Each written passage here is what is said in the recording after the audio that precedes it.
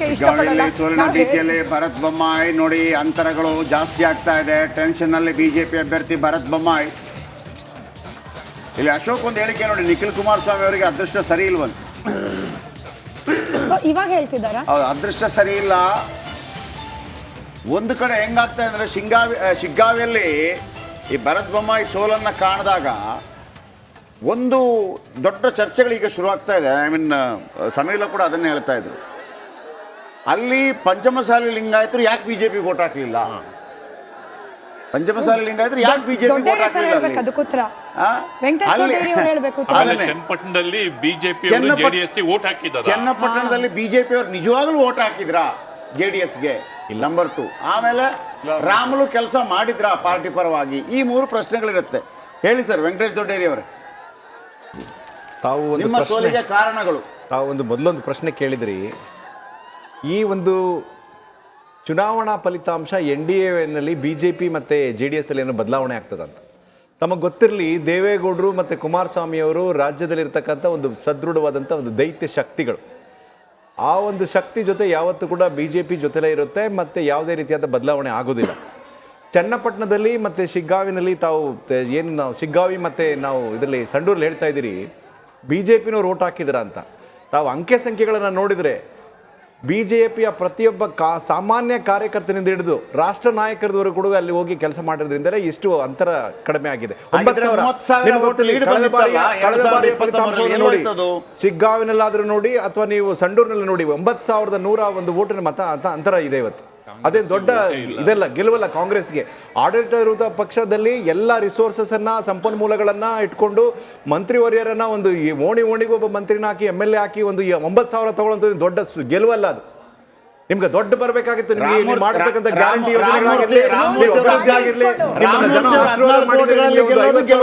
ತೆಗಿರ್ಬೇಕಾಗಿತ್ತು. Difference ಎಲ್ಲ ನಿಮಗೆ ನಿಮ್ಮ ಆಡಳಿತ ಪಕ್ಷ ಇಟ್ಕೊಂಡು 9,000 ಇಟ್ಕೊಂಡು 9,000ದಲ್ಲಿ ದೊಡ್ಡ ಗೆಲುವಲ್ಲ ಅದು. ಕಳೆದ ಬಾರಿ 64,000, ಬಹುಶಃ 64,000 ಅದಕ್ಕಿಂತ ಜಾಸ್ತಿ ಸಮೀವುಲ್ಲಾ ಸರ್ ಹೇಳ್ತಾ ಇದ್ರು, ಸಮೀವುಲ್ಲಾ ಸರ್ ಕೇಳ್ತಿದ್ರು ಚನ್ನಪಟ್ಟಣದಲ್ಲಿ ವೋಟ್ ಹಾಕಿದ್ರ ಅಂತ. ವೋಟ್ ಹಾಕಿದ್ರಿಂದಲೇ ಬಂದಿದೆ ಇಷ್ಟು ವೋಟ್ ಬಂದಿದೆ. ಹಾಕಿದ್ದಾರೆ. ನಿಮ್ಮ ಮಾಧ್ಯಮದ ಮೂಲಕ ನಾನು ಹೇಳಿಕೆ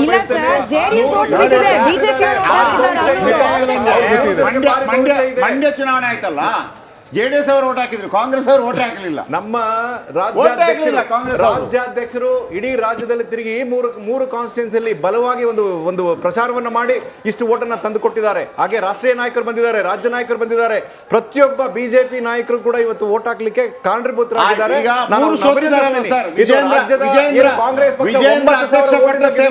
ಗೆಲುವೇ ಅಲ್ಲ ಅಂತ ನಾನು ಗೆಲುವೇ ಅಲ್ಲ ನಿಮಗೆ ಸೋಲು ಅಂತ ಹೇಳ್ತೀನಿ ನಾನು. ಕಾರಣ ಏನಂತಂದ್ರೆ ಹಣವನ್ನು ಮಾಡಿ 189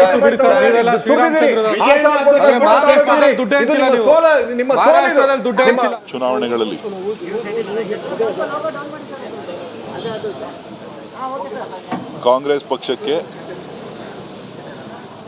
ಕಾಂಗ್ರೆಸ್ ಪಕ್ಷದ ಅಭ್ಯರ್ಥಿಗಳ ವಿರೋಧ ಪಕ್ಷಗಳ ಒಂದು ಗ್ಯಾರಂಟಿಗಳ ವಿರುದ್ಧ ಏನು ಪ್ರಹಾರ ಮಾಡ್ತಾ ಇದ್ರು,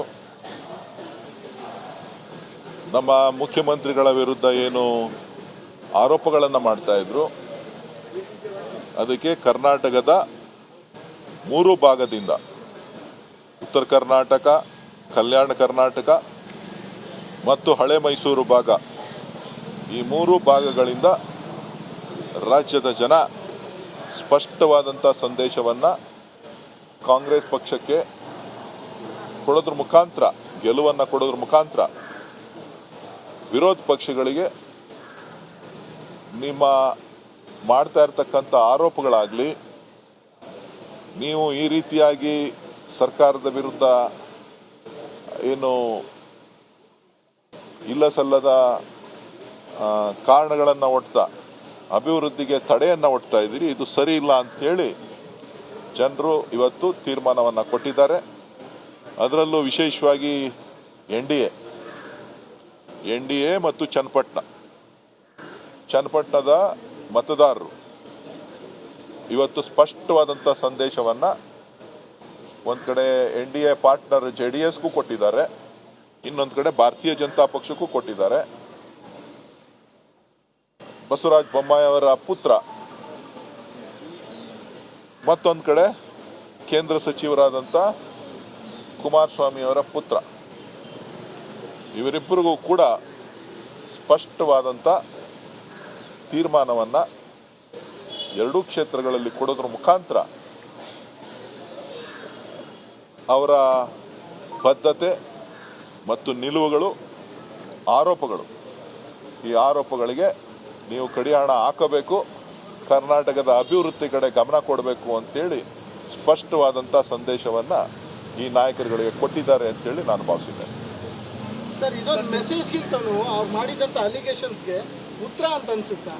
ಅದೇ ಹೇಳ್ತಾ ಇದ್ದೀನಲ್ಲ, ಅವರ ಆರೋಪಗಳು ಆರೋಪಗಳು ಏನು ಮಾಡಿದ್ರು, ಈ ಆರೋಪಗಳಿಗೆ ಸ್ಪಷ್ಟವಾದಂಥ ಉತ್ತರವನ್ನು ಮಾಜಿ ಪ್ರಧಾನಮಂತ್ರಿಗಳಿರ್ಬೋದು, ಮಾಜಿ ಮುಖ್ಯಮಂತ್ರಿಗಳು, ಕೇಂದ್ರ ಸಚಿವರಿರ್ಬೋದು, ಕರ್ನಾಟಕದ ಮಾಜಿ ಮುಖ್ಯಮಂತ್ರಿಗಳಿರ್ಬೋದು, ವಿರೋಧ ಪಕ್ಷದ ನಾಯಕರಿರ್ಬೋದು, ಸೊ ಹೀಗೆ ಅನೇಕರು ಏನು ಆರೋಪಗಳನ್ನು ಮಾಡ್ತಾ ಬಂದರು, ಆ ಎಲ್ಲ ಆರೋಪಗಳಿಗೆ ಒಂದು ಸ್ಪಷ್ಟವಾದಂಥ ತೀರ್ಪನ್ನು, ಅದು ಕೇವಲ ಒಂದು ಭಾಗದಲ್ಲ, ಉತ್ತರ ಕರ್ನಾಟಕದಲ್ಲೂ ಕೂಡ ಜನ ತೀರ್ಪನ್ನು ಕೊಟ್ಟಿದ್ದಾರೆ, ಮಧ್ಯ ಕರ್ನಾಟಕದಲ್ಲಿ, ಮತ್ತೊಂದು ಕಲ್ಯಾಣ ಕರ್ನಾಟಕದಲ್ಲಿ ಕೊಟ್ಟಿದ್ದಾರೆ, ಇನ್ನೊಂದು ಹಳೆ ಮೈಸೂರು ಭಾಗದಲ್ಲಿ ಕೊಟ್ಟಿದ್ದಾರೆ.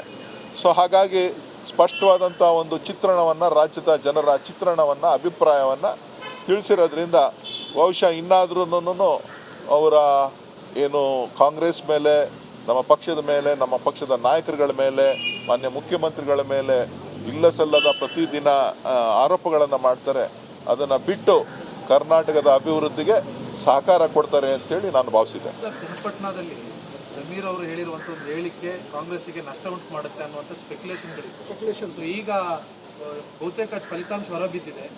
ನೀವು ಅದನ್ನು ಕ್ಲಿಯರ್ ಮಾಡ್ತಾರೆ ಅಂತ ನೋಡಿ, ನಾನು ಸ್ಪಷ್ಟಪಡಿಸಿದ್ದೆ, ಯಾವುದೇ ಕಾರಣಕ್ಕೂ ಆ ಭಾವನೆ ಸ್ಥಳೀಯ ಮಟ್ಟದಲ್ಲಿಲ್ಲ.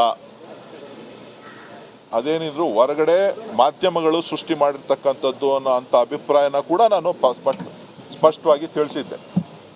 ಮಾಧ್ಯಮದವರಿಗೆ ಕೆಲವರಿಗೆ ಬೇಜಾರಾಗಿರ್ಬೋದು, ನಾನೇನು ಇಲ್ಲ ಅಂತ ಹೇಳಲಿಕ್ಕೆ ಹೋಗೋದಿಲ್ಲ. ಬೆಟ್ಟಿಂಗ್ ಮಾಧ್ಯಮಗಳು ಒಬ್ಬ ಅಭ್ಯರ್ಥಿಯ ಪರವಾಗಿ ನಿಲ್ಲೋದಕ್ಕೋಸ್ಕರ ಮಾಡಿದಂಥ ಆರೋಪ ಅಂತಕ್ಕಂಥದ್ದು ಕೂಡ ನನ್ನ ಒಂದು ನಿಲುವಾಗಿತ್ತು. ಸರ್, ಯೋಗೀಶ್ವರ್ ಕಾಂಗ್ರೆಸ್ಸಿಗೆ ಬಂದು ನಾನು ಮಾತಾಡೋದನ್ನ ಸ್ವಲ್ಪ ಕೇಳಿಸ್ಕೊಳ್ಳಿ.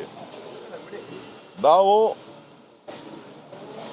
ಏನು ಜಮೀರ್ ಅಹಮದ್ ಅವರ ಹೇಳಿಕೆ ಇತ್ತು, ಆ ಹೇಳಿಕೆ ಇದು ಮೊದಲನೇ ಬಾರಿ ಹೇಳಿಕೆ ಅಲ್ಲ. ಅದನ್ನ ಅವರು ಯಾರ ಮೇಲೆ ಆರೋಪ ಏನು ವಿಚಾರವನ್ನು ಹೇಳಿದ್ರೋ, ಸಂಬೋಧನೆಯನ್ನು ಮಾಡಿದ್ರು, ಅದು ಮೊದಲನೇದಾಗೆ ಮಾಧ್ಯಮಗಳು ಕೂಡ ಟೀಕೆನ ಹಿಂದೆನೇ ಮಾಡ್ಬೋದಾಗಿತ್ತು. ವರ್ಣ ಭೇದವನ್ನು ನೀವು ತರ್ಬೋದಾಗಿತ್ತು.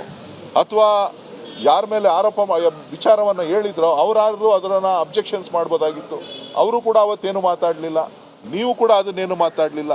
ಈ ಚುನಾವಣಾ ಸಂದರ್ಭದಲ್ಲಿ ನಮ್ಮ ಅಭ್ಯರ್ಥಿಯನ್ನು ಗುರಿಯಾಗಿಟ್ಕೊಂಡು ನೀವು ಮಾಡ್ತಕ್ಕಂಥದ್ದು ಸರಿನಾ ಅನ್ನೋದು ನಮ್ಮ ವಿಚಾರ ಆಗಿತ್ತು. ಆ ಒಂದು ನಿಟ್ಟಿನಲ್ಲಿ ನಾನು ಸ್ಥಳೀಯವಾಗಿ ನಾವು ಚುನಾವಣೆಯನ್ನು ಸುಮಾರು 20 ದಿನಗಳ ಕಾಲ, 20 ದಿನ, 1 ತಿಂಗಳ ಕಾಲ ಚುನಾವಣೆಯನ್ನು ಮಾಡಿದ್ವಿ.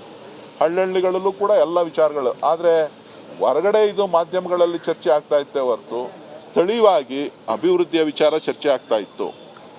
ಸ್ಥಳೀಯವಾಗಿ ಯಾರು ಕೆಲಸ ಮಾಡಿದ್ದಾರೆ ಅಂತ ಚರ್ಚೆ ಆಗ್ತಾ ಇತ್ತು. ಕಾರಣ ಏನು ಅಂತ ಅಂದರೆ, ಅದು ಕುಮಾರಸ್ವಾಮಿ ಅವರಿಂದ ತೆರವಾದಂಥ ಸ್ಥಾನ, ಮುಖ್ಯಮಂತ್ರಿಯಾಗಿ ತೆರವಾಗಿದ್ದಂಥ ಸ್ಥಾನ. ಸೊ ಹಾಗಾಗಿ ಆ ಕ್ಷೇತ್ರದ ಅಭಿವೃದ್ಧಿ ವಿಚಾರಗಳು ಚರ್ಚೆ ಆಗ್ತಾ ಇತ್ತು ಹೊರತು ಬೇರೆ ಯಾವುದೇ ವಿಚಾರಗಳು ಅಲ್ಲ. ಸೊ ಹಾಗಾಗಿ ನಿಮಗೇನಾದರೂ ಮನಸ್ಸಿಗೆ ಘಾಸಿ ಆಗಿದ್ರೆ ದಯವಿಟ್ಟು ಕ್ಷಮೆ ಇರಲಿ. ನನ್ನ ಮನಸ್ಸಿನ ಅಂತರಾಳದ ಮಾತುಗಳನ್ನು ನಾನು ಸ್ಪಷ್ಟಪಡಿಸಿದ್ದೇನೆ ಹೊರತು ನಿಮ್ಮ ಮೇಲೆ ದೂಷಣೆ ಮಾಡಬೇಕು ಅಂತಕ್ಕಂಥ ವಿಚಾರ ನಂದಲ್ಲ. ಎಷ್ಟು ಮಾರ್ಜಿನಲ್ಲಿ ಗೆಲ್ಲಬಹುದು ಸರ್?